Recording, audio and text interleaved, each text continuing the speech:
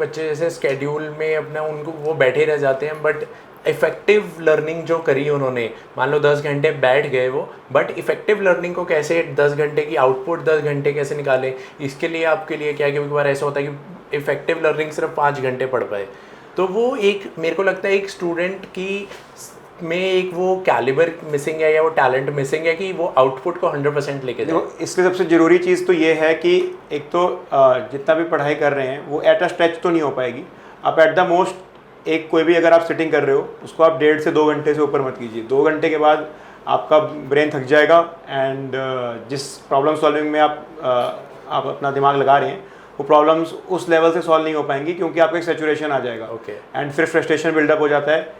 उससे best is आप 2 hours के ऐसे 3 स्लॉट्स बनाइए दिन में और उनके बीच में एडिक्वेट गैप हो।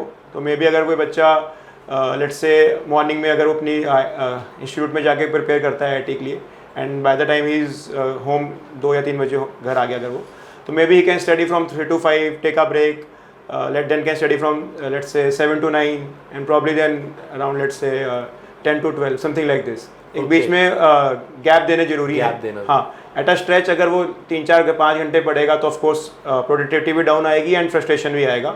एंड बस ये इंश्योर करना है कि जब 2 घंटे हम पढ़ रहे हैं उसमें भी डिस्ट्रैक्शन नहीं होना चाहिए। उसमें आपका फ़ोन आपके पास नहीं है, कई बच्चों का आदत होती है म्यूज़िक लगा के पढ़ाई करते हैं, वो सब डिस्ट्रैक्शन नहीं होना चाहिए बिकॉज उससे आउटपुट और कम हो जाएगा। तो ये इसका मेन। तो सर जैसे आपके बताए प्लेटफॉर्म्स या रस्तों पे वो चल के 2 साल मेहनत करके कोई स्टूडेंट अगर IIT पहुंच भी जाता है तो उसको सिर्फ पैकेज वाइज उसको बेनिफिट होगा कि और भी कुछ IIT जाने के एडवांटेजेस हैं? देखो, एक तो जैसे आपने कहा पैकेज तो एक वन ऑफ द रीजंस है ही। क्योंकि जो कंपनीज़ हैं वो ऑफकोर्स ज़्यादा पैसे पैकेजेस देते ही हैं स्टूडेंट्स को, क्योंकि उन्हें पता होता है कि बच्चा अगर IIT क्लियर करके IIT में है, JEE का एग्ज़ाम क्लियर करके, तो एक सर्टेन IQ है उसके अंदर, उसने 2 साल मेहनत करी है, is an hard working student. And IIT की भी जो जर्नी होती है 4 साल की, उसमें बच्चा IITs के बीच में घिरा होता है, तो आसपास जब सब पढ़ रहे होते हैं, मेहनत कर रहे होते हैं, तो आपका भी कंडीशनिंग ऐसी हो जाती है। तो इस करके कंपनी प्रेफर्स करती हैं IITs को लेना, एंड उनको as compare to other colleges थोड़ा पैकेजेस बेटर मिल जाते हैं। बट बिसाइड्स दिस पैकेजेस बहुत और रीजंस भी हैं जो एक बच्चे के लिए बेनिफिशियल हैं IIT जाने के लिए। जैसे अगर कोई आगे चल के फर्दर स्टडीज़ करना चाहता है, may be out of India universities हैं काफ़ी अच्छी, वहाँ जाके पढ़ाई करना चाहता है, एंड तो IITs का होने का बेनिफिट मिलता है। यूनिवर्सिटीज़ प्रेफर करती हैं IIT स्टूडेंट्स उठाना प्रेफर करती हैं, ग्रेजुएट्स प्रेफर करती हैं IIT के, एंड स्कॉलरशिप भी अच्छा मिल जाता है अगर आप IIT के होते हो, क्योंकि उनके लिए एक सेफ बेट है कि अगर IIT का बच्चा आ रहा है तो ऑफकोर्स एक बेसिक IQ है उसके अंदर, तो इट्स सेफ बेट है।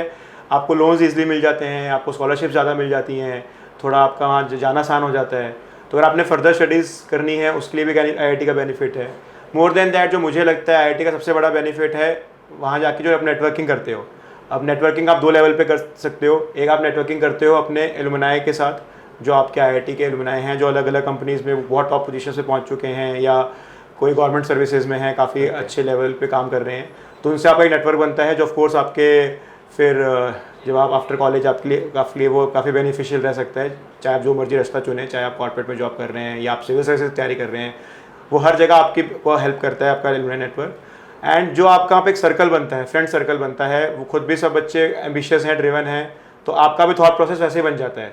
अगर मैं देखूं जो भी IIT से जो स्टार्टअप्स निकल के आए हैं, जैसे फ्लिपकार्ट आया है, उसमें भी देवर 2 फ्रेंड्स जो IIT के थे, या आजकल एक मीशो चल रहा है, वो भी IIT दिल्ली का एक स्टार्टअप है, 3 लोग हैं IIT के।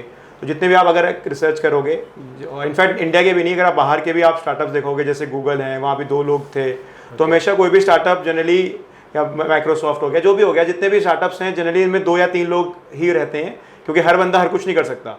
तो किसी का कोई एक फोटे होता है, किसी का कोई फोटे होता है, तो आप लाइक माइंडेड लोग मिल जाते हैं, वो मिलने की प्रोबेबिलिटी बढ़ जाती है। मैं ऐसा नहीं कह रहा कि कोई और कॉलेज में ऐसे लोग नहीं मिलेंगे, पर वो एक प्रोबेबिलिटी की बात है, क्योंकि IIT में हर टाइप के वैसे ही लोग हैं, वो बात भी ऐसी कर रहे हैं, तो हर कोई बड़ा एम्बिशियस है, आगे कुछ करना चाहता है लाइफ में, तो आपको उस पूल एक ऐसा मिल जाता है जो शायद आपको फिर आफ्टर IIT ना मिले। ऐसा पूल आप एक पूरे इंडिया से जो टॉप एलीट क्राउड है, एलीट क्रीम है इंडिया का, वो वहाँ पे है, तो आपका एक नेटवर्क बिल्डअप हो जाता है, इससे आपका एक सेल्फ कॉन्फिडेंस हाई रहता है। आपको ये पता होता है कि आप IIT अगर आपने कर लिया तो आप इससे बड़ी चीज़ें भी कर सकते हो लाइफ में, तो आप और रिस्क टेकिंग एबिलिटी आपकी बढ़ जाती है। आपको है कि आप एक प्लेटफॉर्म आपको मिल चुका है, तो इससे आप और ऊपर आप जा सकते हैं। Yes. तो आपको एक बेसिकली आप कोई स्टार्टअप करना है या जॉब छोड़े कुछ करना है, तो आप वो चीज़ के लिए आपको एक सेल्फ कॉन्फिडेंस हाई हो जाता है, क्योंकि आपने अगर 16-17 साल की उम्र में कोई चीज़ क्लियर की है, इतनी टफ चीज़ क्लियर की है, तो आप ऑफकोर्स जब एक मेच्योरिटी के साथ आप और इससे बड़ी चीज़ें करने का कॉन्फिडेंस आ जाता है।